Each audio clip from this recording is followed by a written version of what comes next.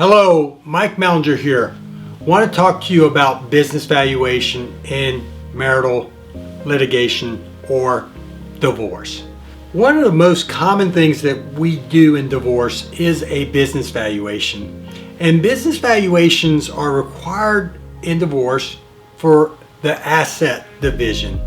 If you own a business that was created during the marriage or is what we call marital business, or even if it's a non-marital business, you're going to have to get a valuation on it to present it to the court.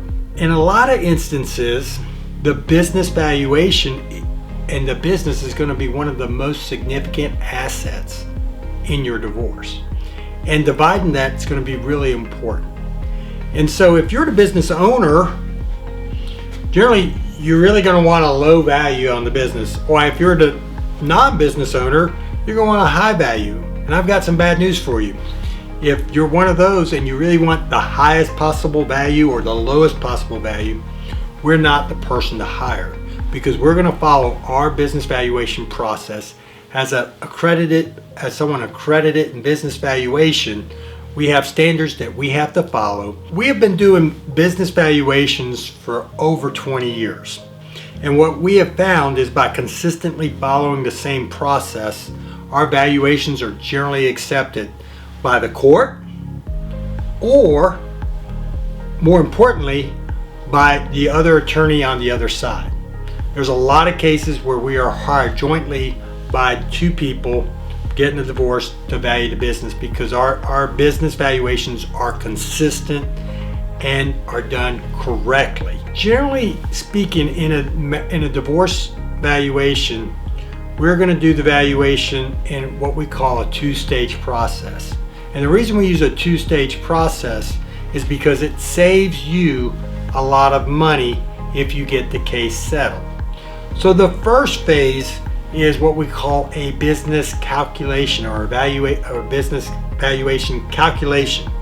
And that's where we're going to go in, we're going to value the business, but we're going to issue a very small one-page, maybe two-page report saying what the business is worth.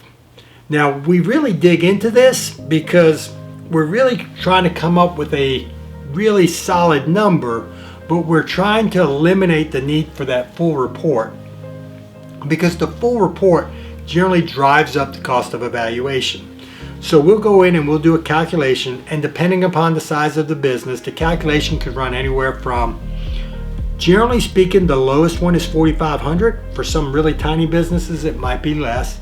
The highest is going to be somewhere around $10,000 for this calculation, and those are for complicated businesses.